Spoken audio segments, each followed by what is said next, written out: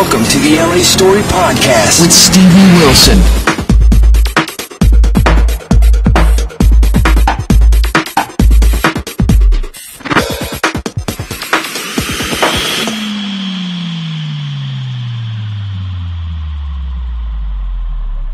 John Lee works with Outback Steakhouse to give us all the tips on how to choose and cook the best cuts of meat this summer.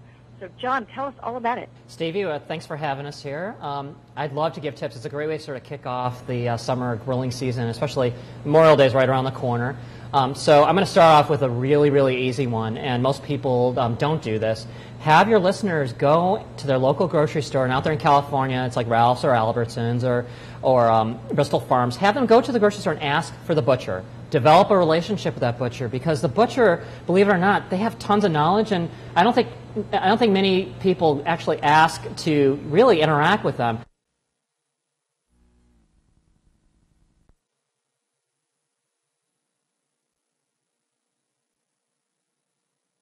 Grilling expert John Lee, who works with Outback Steakhouse to give us all. Grilling expert John Lee, who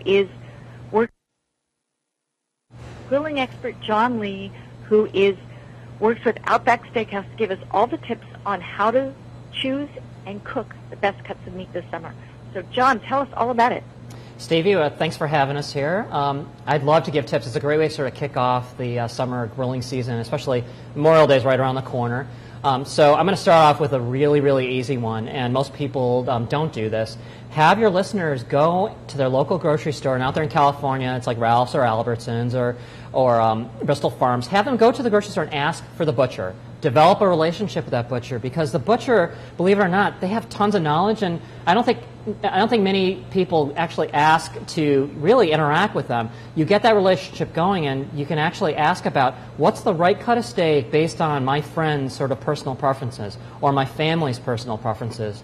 Because, as you know, Stevie, steaks, they are wide-ranging in terms of sort of not only how you cook it, but certainly how they eat, texture, taste, all those things. And a butcher can really help with that. Now, we know at Outback there's 4 key steaks that our guests always love.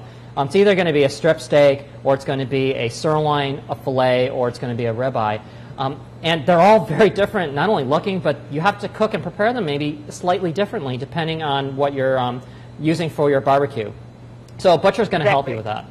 Now, there's a lot of other questions you can ask the butcher. Because they have so much experience, you can ask things like, well, these steaks that you're going to get for me, are they choice? Are they prime? Are they select? Those are the different grade levels.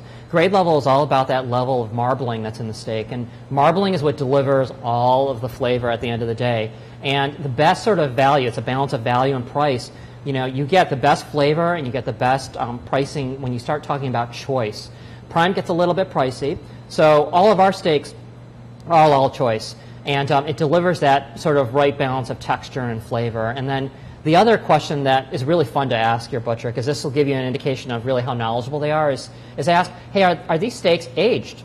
So a great steak and a good steak are 2 different things. To get a good steak means they probably did not age it.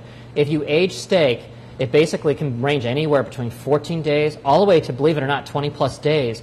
That steak, as it ages, actually tenderizes naturally and becomes so much more flavorful. So what you end up having is a much better eating experience. All our steaks, for that reason, they're aged specifically to kind of develop that right level of tenderness and the right level of flavor. If your butcher can answer those questions for you, you're in a really good spot to get your party set up really, really in a good way. Absolutely. And you're right, because I know the difference between a select versus a choice versus a prime. And if you don't cook it right and if you don't have the right aging, you don't have a really good experience. That's right. That's right. So I would say the next big step that people always forget about, and partially it's because I think they're afraid to cook over high heat, get that grill nice and hot. It's all about preparation. You want to cook these steaks over high heat, and for us, that's the reason why we use oak. Oak kind of has that sort of high heat burn and also burns very slowly, but most importantly, you get that sort of smoke that sort of accentuates the flavor of the steak without overpowering it. I'm sure you've had steaks where all you taste is like the smoke. or in some cases, and this goes back to the grill prep, sometimes it tastes like the lighter fluid that people use. So you want to go all natural with your fire. You get it hot, but try not to use any of the lighter fluid. Take the time to prepare in advance so you can give the fire enough time to get hot enough. The other thing is, once it's hot, get the grill brush onto the grates, and you want to get it clean, because if you have a bunch of junk and burnt up pieces that are stuck on that grill grate, I will guarantee that whatever you put on that grill, it's probably going to stick to. And then the last thing to really, end up with the best steak experience is dry blot your steak, or your chicken or your fish for that matter, with a dry paper towel. You want to take off any added moisture on that steak or that chop, because what happens is it causes it to basically almost boil on that grill. It doesn't caramelize. It doesn't get those beautiful grill marks. So when it dries from that blotting, you then season it. Then you put it on the grill, and you should hear that tss. If you hear that sizzle, you know your grill's hot enough and you probably dried off your steak properly. If not, it's one of those two things that you can probably fix and adjust. Perfect. Okay, anything particular about in terms of the actual grill that you use? Yeah, I would say that if you follow those steps in terms of prep, it doesn't necessarily matter to grill. I always get that question, what's better, gas or briquette or hardwood?